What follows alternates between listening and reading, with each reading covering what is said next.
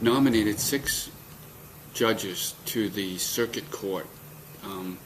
Supreme Court Chief Justice Linda Delanis has been the driving force behind creating these circuit courts that will replace the district court.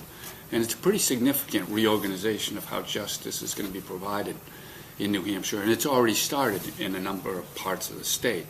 And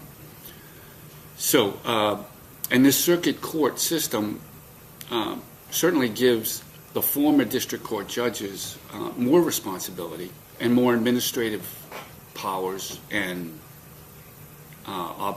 obligations, if you will.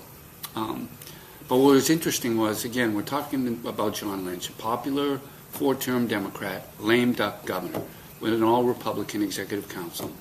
He's not had his way with the council this year, but he's managed to do pretty well in this last term in negotiating almost all of what he wants. We're in the height of the election season right now, however, so it's really more complicated for John Lynch on all of these appointments. These 6 judges will probably give us a pretty good look into how the council is going to conduct itself in the middle of this election.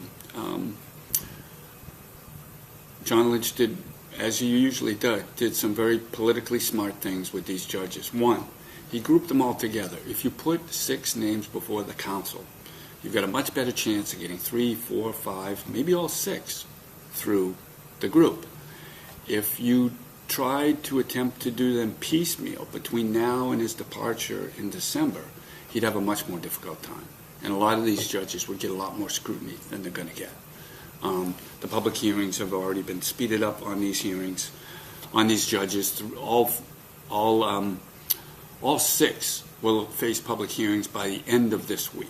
So the governor is also moving quickly on trying to get past a lot of these nominations. Now, almost all of these nominees have had some involvement as judges or mayoral masters in the system. So, as such, you can expect a fair amount of testimony both for and some against some of these judicial nominees, as we've seen.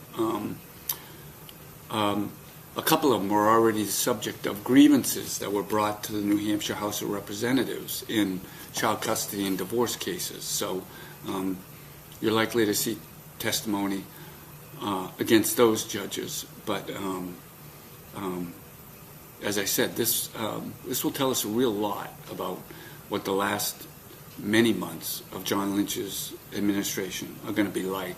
Every 2 weeks, when the executive